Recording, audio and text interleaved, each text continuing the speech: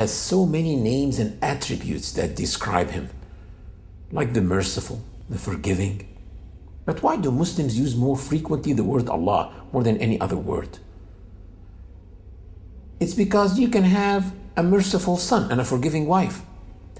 But when a Muslim wants to communicate with another person and he wants him to understand that he means God, then he needs to say Allah, the one and only God. The All Merciful, the Beneficent, the Savior, the Knower of all, the Hearer of all, and the Seer of all, the Judge and the Just, the All-Aware, the Magnificent, the Forgiver, the Highest, the Greatest, the Preserver, the Mighty, the Generous One, the Watchful One, the Responder to prayer, the Perfectly Wise, the Loving One, the Majestic One, the Resurrector, the Truth, the Possessor of all strength, the Ever-Living One, and the Self-Existing One, the All-Powerful, the Supreme One, the Patient One, and the Guide to Repentance. What is the purpose of life? Is it to enjoy the pleasures of this world? To eat and drink and reproduce? The purpose of life is one of the most fundamental questions, but still most people are unable to answer. If we meet someone in a hotel and ask him, what is the purpose of your existence in this hotel? He should give us an answer. He may say, well, I am here because I have a booking, or I came to meet some people who are staying in this hotel, or I came to eat in a restaurant. But if he says, I don't know what I'm doing here, then this person is probably lost and he needs guidance. What if we ask ourselves, what are we doing here on planet Earth? Those who don't know the answer, those who do not know the purpose of their life, need guidance. Allah said in the Quran, I have not created the jinn and humankind except that they should worship me. If we think about all the gifts given to us, our eyes, how can we thank the Creator for the gift of vision? Our ears, how can we thank Him for the gift of hearing? Did we ever think about our kidneys and the hundreds of simultaneous chemical operations that happen in them to purify our bodies from fatal toxins? Did we ever think about our brains and the amount of information that it is acquiring and retrieving in no time? Did we ever think about our hearts that keep on beating non-stop for a lifetime? Add to them the gifts of having children and wealth and so many more bounties. The Quran challenges man to count the bounties of Allah, which are infinite and uncountable. And He gives you of all that you ask Him, and if you count Allah's favors, you will not be able to number them. Surely man is very unjust, very ungrateful. Allah is the one worthy of all thanks, all praise, and all worship. The purpose of life is to submit and be in a continuous state of worship. Some people may think, come on, give me a break. How can I worship continuously? I need some time to sleep, I need some time to eat, I need some time to work and make some money.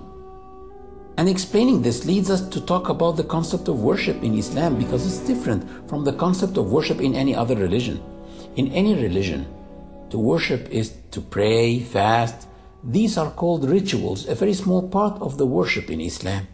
In Islam, to worship is to do anything that is lawful with good intentions, which means that sleeping can be considered worship in Islam if it's done with good intentions. And this is crystal clear in the Quran when Allah described those who pray voluntarily and stand the night in adoration. He said, they used to sleep but little in the night. But actually, we pray when we are awake. I could have understood it like that. They used to stay awake for a long time at night. But no, Allah didn't say so. Allah said it like that. They used to sleep but little in the night. Because like that, the verse is mentioning the two types of worship. Praying voluntarily, which is understood from the meaning, and sleeping with an intention to wake up early and pray. So their sleeping were considered a worship. Another very amazing saying for Prophet Muhammad is what he said to the companions. He said that one of you gets rewarded as if he is spending in charity when he is practicing sexual relationship with his wife. And they said, what? Can one of us be rewarded for fulfilling his desire with his wife? He said, why are you surprised? Don't you think that when he does it unlawfully, which means by cheating on his spouse, he can be punished for that? They said, sure. He said, why are you surprised then that if he does it lawfully, to please his wife and please himself, fulfill their own desires, and stay away from illegal relationships, this can be also rewardable by Allah. And this means that any lawful action can be a worship in Islam if it's done with good intentions.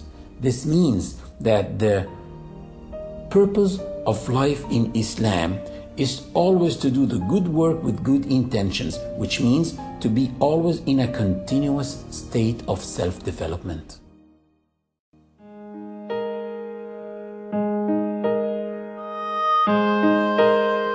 Muslims believe in the existence of angels.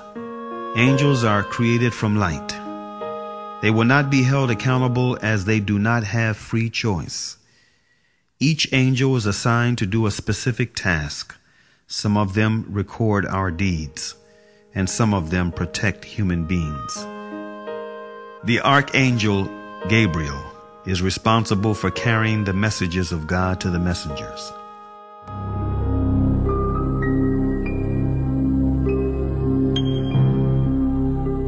Muslims believe in all the books of Allah, like the scriptures of Abraham, the Psalms of David, the Torah that was given to Moses, the Gospel or the Injil that was given to Jesus Christ, and the Quran which was given to Muhammad, peace and blessings be upon them all. The Quran stressed on this belief and mentioned the Torah as a source of guidance and light. Surely we did send down the Torah to Moses. Therein was guidance and light, by which the prophets, who submitted themselves to Allah's will, judged the Jews. The Gospel was mentioned also in the Quran as a source of guidance and light. We sent Jesus, son of Mary, confirming the Torah that had come before him, and we gave him the Gospel in which was guidance and light, and confirmation of the Torah. Muslims believe that the Archangel Gabriel carried the books of God 100% correct to the messengers of God. وقال موسى يا قوم إن كنتم آمنتم بالله فعليه توكلوا إن كنتم مسلمين. Muslims believe in the original scriptures, the purely divine books that have been revealed to the messengers of Allah in its original text.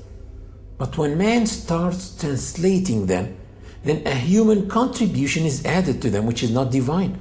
So the translations cannot be considered divine. Which means that if a person told you, let me give you an English Quran, correct him, tell him there's nothing as so-called English Quran. Say an English translation for the Quran. The Quran is only the Arabic text.